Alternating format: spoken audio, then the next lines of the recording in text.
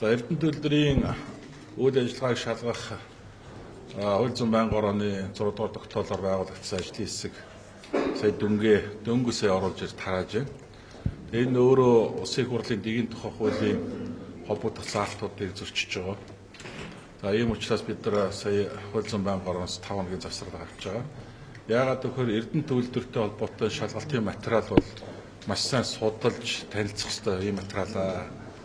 Ер нь тэгээд өнөөдөр төр хувийн хвшлийн хоорондын түншлэл харилцаанд сэв суулгаж болохоор ийм асуудал байгаа. Тийм учраас энийг маш нарийн хилцэж судалж шалгаж ээж энэ асуудал дээр бүлэг байрсараа үйлчлэх зөвөө гэж үзэж байгаа.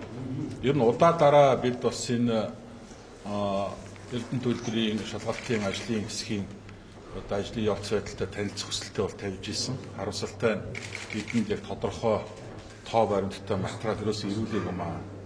Өнөөдөр ингээд шууд зохион байгуулалттай юм шиг тулгаж оруулж ирж байнгын орон дээр энэ асуудлыг тарааж байгаа нь өөрөө цаанаасаа захиалгатай зохион байгуулалттай байж болзошгүй гэж харж байгаа. Тийм учраас энэ асуудлыг авч үзэх нь шаардлагатай байна гэж нэгдүгээр тэгж үзэж байгаа. За хоёрдугаарт Арслангийн бүлгээс бас нэг асуудал юу ярьж байгаа гэхээр өнөөдөр Эрдэнэ төлөвлөрийн 51% холбоотой асуудлыг ерөөсөө хөндөхгүй өнөөдөр ирэх хэрэгжтэй. Өнөөдөр Стандарт банкны барьцаанд Эрдэнэ төлөвлөрийн 51%-ийг барьцаалж зээл авсан. Яг хэдийн хэмжээний зээл авсан тодорхойгүй. Гэхдээ Английн олон улсын арбитрийн шүүхтээр шийдвэр нөгөө талд гарсан Монголын тал энэ төлбөрийг гүйцэтгэх үүрэг хүлээсэн шийдвэр гарсан гэж мэдэгдэж байгаа. Төрүүчийн холбогдох өч баримтууд бол ирсэн. Албан ёсны шүүхийн өч баримт ирээгүй байна.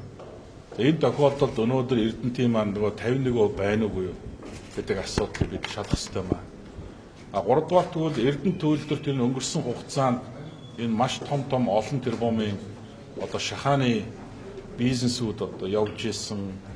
За тодорхой улс төрчид улс төрийн нам хүчнүүд Эрдэнэтээ санхүүждэг байсан гэдэг маш олон худал үнэ мэдэгдэхгүй яриа явдаг. Тэгэхээр энийг бид бас шалгах шаардлагатай гэж үзэж байна. Тэгэхээр ер нь Эрдэнэ төлөвлөрийн энэ хувьцааг ямар нэгэн байдлаар таллаж шалгах биш. Энэ хувьцааг бүтэн шалгах ёстой маа.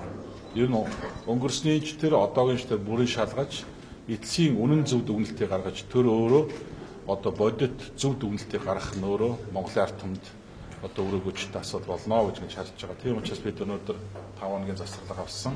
Энэ хугацаанд бид нар шаардлагатай гэж үзвэл 51%-ийг шалгах ажлын хэсэг байгуулах саналыг хууль зүйн байнгын ороо болон бус холбогдох байнгын ороод хүргүүлнэ. Энэ дээр бол бид бас нэлээд нухацтай хариуцлагатай хандж байгааг энд бас хэлье.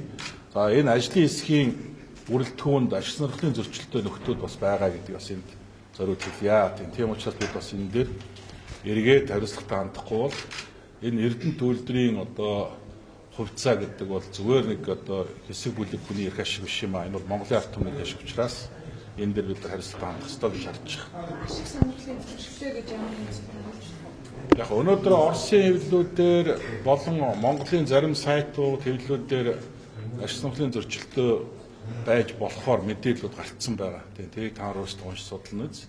Бид нар ч гэсэн холбогдох бас мэдээлэлүүд ирсэн байгаа. Тэрийг бид нар бүлгийн хурал дээр танилцуулж шаардлагатай үзүүлээд ажлын хэсэг гаргаж шалгана. Улсын хурлын дэвтэрээр өндөрчийн комиссэд хааны бизнес хийсэн гэрээ хийсэн байна гэж ярьсан байсан. Энэ ямар ч би зүгээр баримттай л толгуурлж хэлсэн. Тэрнээс би хин нэг бүтгээгүй. Тэгээд өнөөдөр нэг үргэлжлэл энэ Улсын хурлын дэвтэр Нямдаржийн хүү анх хоёр гэж нөхрийн 2004 онд байлоо да. Эрдэнэттэй байгуулсан гэрээ тэгээ Эрдэнэтэд нийлүүлсэн бараа бүтээгдэхүүний патан фактур бүх юмнууд нь тэр холбогдох мэдээлэл хэрэгслүүдээр гарцсан байгаа. Мөн тэр яг материалууд бид нарт яг ихээр бол ирсэн байгаа. Тэгэхээр энэ бол өнөөдөр бид нар энэ асуудлыг ханд шалгах шаардлагатай гэж харж байгаа. Тэгээ ер нь ашиг сонирхлын зөрчилтэй этгээдүүд энэ шалгалтанд ороод тэгээд тэр өөрийнхөө урд өмнөх бол мөрийг баллах ч гэдэг юм уу ямар нэгэн үйлдэл хийхээс бид бас болгоомжлж байна.